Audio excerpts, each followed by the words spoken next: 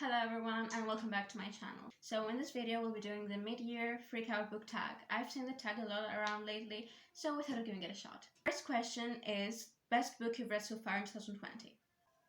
I can't answer that. I'm not answering that. Okay, I'm not answering that. You can't ask that.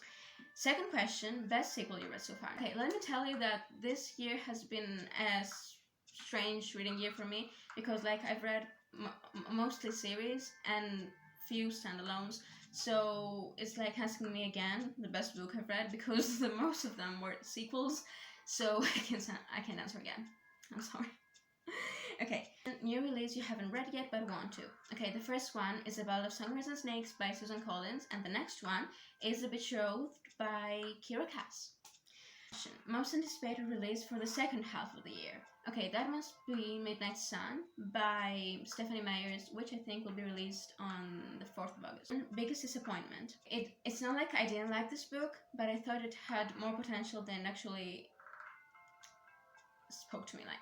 So the book I'm talking about is Midnight Sun by Trish Cook. It's not that I didn't like it, I just thought it had more potential, and if there was more character development or, for example, more details. I really liked the movie. I thought it was really cute and I loved it, and I liked the book as well, but I just thought that there could have been more stuff in this book. More details would have made it so good. Yeah, that's what I think. Next one, biggest surprise. Okay, so a friend of mine lent me the After series, and they have the sort of fame that there are a lot of scenes which a favorite YouTuber of mine calls the Devil's Tango, if you know what I mean. So there were those scenes, a lot of them, and I actually avoid them because, at one point it kind of gets annoying. It's not only ethics, but it also kind of get annoying if they're repeated so much. But nevertheless, I actually found interesting the general storyline, the background of the characters, and I like to see how they split up and how they got back together. So yeah, it was actually interesting to see that, and I'm not saying it just to say it. I really liked seeing the rest of the things happening. Here with me, I only have the 4th one because I haven't really returned this to my friend yet. I haven't seen her with all the stuff happening in the world right now. It's been crazy. So I will be returning this to her as soon as I see her. But yeah, this is the 4th one. Okay, next one is favorite new author. Okay, in this period of time, I read a lot of Cassandra Clare's, I don't know, books, and so she probably is one of my my newest favorite author.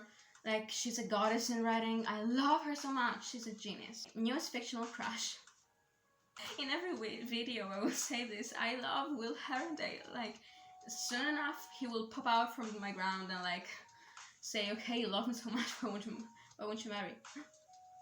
Do you think that could happen? If he appears to me here, Will Herondale, wow, Will Herondale, I love you.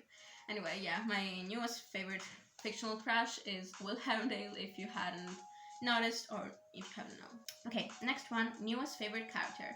Again, from the Shadowhunter Ward, Simon Lewis from the Mortal Instruments, and Magnus Bane, the High Warlock of Brooklyn. I love him, and all his glitter, I love him. Book that made you cry.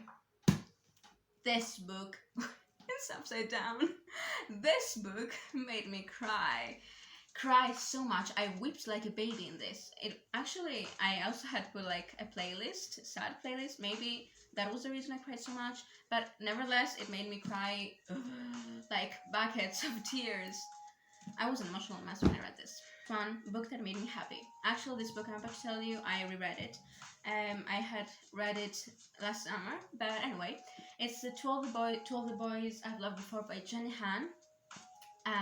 Yeah, this book makes me happy every time I read it, even if it's only one scene from it. I love it. Next question, most beautiful book you've bought so far this year or received.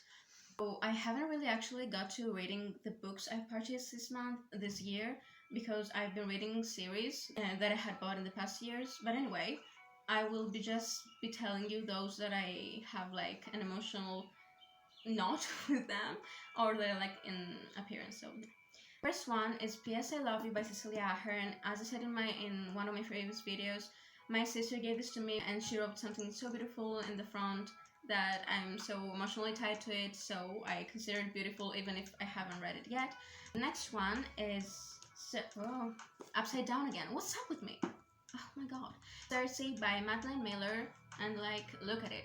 It glows. Like, what else do you want? It has a beautiful cover. So yeah. What books do you need to read by... Oh, last one. What books do you need to read by the end of the year? Okay, so this is a super general question, but I will be mentioning a few, just so you know. To read The Summer Turned Pretty and the two books following in that trilogy. I also want to read Dark Artifices, Kissing Booth 1 and 2. I want to read Opposition, which is the last book in the Look series by Jennifer L. Armentrout.